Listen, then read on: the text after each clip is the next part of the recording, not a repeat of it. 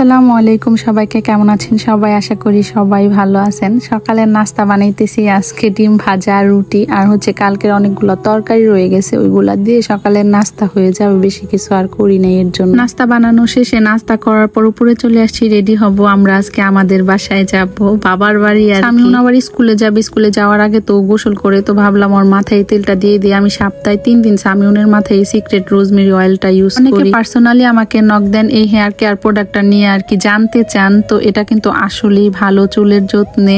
এই অয়েলটা একদম হোমমেড, বাজারে পাওয়া অনেক অয়েলের মতো না। এটি কোনো ফ্যাক্টরিতে বানানো হয় না, বরং ঘরোয়া পরিবেশে সম্পূর্ণ ন্যাচারাল উপাদান দিয়ে তৈরি। এজন্য এর কোয়ালিটি অনেক বেশি ভালো এবং চুলের যত্নে অসাধারণ কাজ করে। চাইলে আপুদের কাছ থেকে আপনারা এই তেলটি নিয়ে নিতে পারেন আপনাদের চুলের যত্নের জন্য। আমি এখানে আপুদের পেজের স্ক্রিনশট দিয়ে দিতেছি আর ক্যাপশনে আপুদের পেজটা মেনশন করে দিই, ভালো লাগলে নিয়ে নিবেন। আমি আসলে এই তেলটা ইউজ করতেছি কয়েক মাস হবে, আমার কাছে তো ভালোই মনে হইতেছে।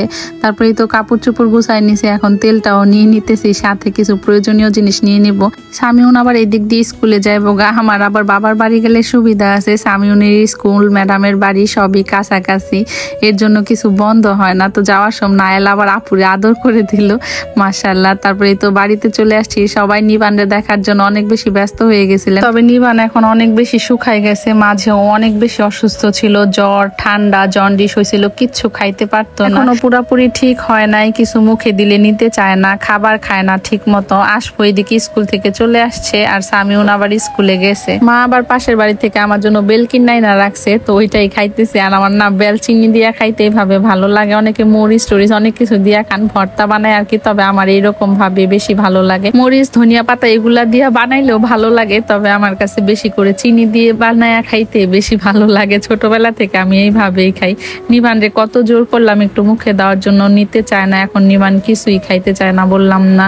মা রান্না বাড়া শেষ, সামিউন টিফিন খাইতে আসছে। ইলিশ মাছ ভুনা করছিল, গরুর মাংস রান্না করছে, আর লাউ শাক রান্না করছে আলু সিম দিয়ে। আমি এখানে সামিউন রে ভাত খাওয়াই দিতেছি। আসবো আর নিবান গোসল করে আইসা পড়ছে, সামিউন রে খাওয়াই দিতেছিলাম, ওর আবার দেরি হয়ে যাবো। আসবো ওইদিকে দাঁড়ায় দাঁড়ায় কি জানি বানাইতেছে। আমি বললাম কি বানাইতেছ? পরে দেখি যে কেলে দিয়ে টপ বানাইছে। তারপর আমি ভাত খাইতে বসে গেছি। নিবান রে একটু মাছের ডিম দিছিলাম, ফার্স্টে নিছে, পরে আর নিতে চায় না। কিছুদিন আগে ওর ইলিশ মাছের ডিম আর ইলিশ মাছটা অনেক বেশি পছন্দ আছিল, দিলেই নিতে চাইতো। আর মাছটা অনেক বড় ছিল, ডিম দেখে কিন্তু বোঝা যাইতেছে। ওই দেখেন মুখ ঘুরায় রাখে, দিতাছি দেখা নিব না। আমার মা আবার রান্না বাড়া শেষে বাজারে গেছিল যাতে ভিড় কম থাকে। মা মাছ আনছে বড় আর মুরগি আনছে, তো নিবান আমারে বারবার ডাইকা ডাইকা দেখাইতেছিল।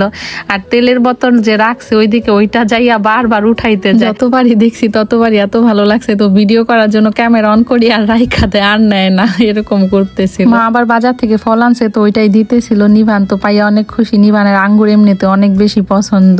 খাওয়া দাওয়া শেষে বিকেলে তো বাবার বাড়ি আসলে ঘুমাই না, বাইরে বইসা রয়েছি। আর আসবো আর নিবান খেলতেছিল।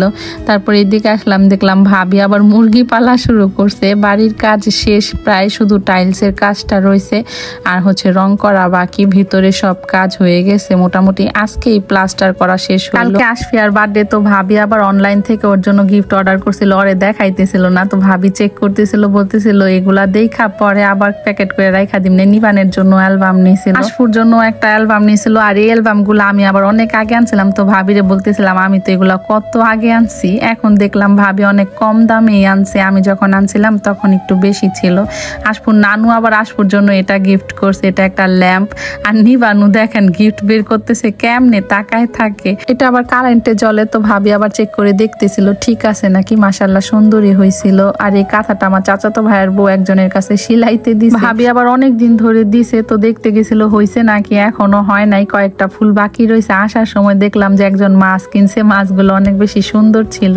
তারপর বাসায় চলে আসছি। সন্ধ্যায় ভাবি কিছু বানাইতে চাইছিল, তবে আমি বানাইতে দিই, বলছি যে কিছু বানাইতে হইব না, গরুর মাংস দিয়ে মুড়ি দিয়ে খাবো না। ওরা আবার আপেল খাইতেছিল। মা আমার অনেক বেশি স্বাদ ছিল, তবে আমার কেন জানি ফল টল তেমন একটা ভালোই লাগে না, খাইতে ইচ্ছা করে না। কালকে যেহেতু আশফুর বার্থডে, ভাবি আবার একটা পুডিং বসাইছিল, তো পুডিংটা হয়ে গেছে। আর নিবানু এখন কিছু দেখলে মাশাআল্লাহ এত খুশি হয়, খালি হাসতেই থাকে। তারপরে তো মাংস তরকারি দিয়ে মুড়ি খাইতেছি। আর মা পেঁপে দিয়ে আলু দিয়ে মাংস রান্না করছিল, অনেক বেশি মজা হয়েছিল তরকারিটা। মুড়ি নেওয়ার পর আবার খাইতে ইচ্ছা করতেছিল না, মারে বললাম কি একটু চানাচুর দাও, তাইলে মনে হয় ভাল লাগবো। পরে আবার চানাচুর দিয়েছে। আর আমি চানাচুরের বাদাম একদম খাইতে পারি না, বাদাম জিনিসটা আমার পছন্দ হয় না। চানাচুরে বাদাম পাইলে আমি এরকম বাইসা বাইসা ফালাই দেই। আর বাহিরে অনেক বেশি বৃষ্টি হইতেছে, ভিডিওতে একটু নয়েজ হইতে দিতে পারে, সবাই ইগনোর করবেন প্লিজ। তো আজ এই পর্যন্তই, কথা হবে অন্য কোনো ভিডিওতে। সবাই ভালো থাকবেন, আল্লাহ হাফেজ, আসসালামু আলাইকুম।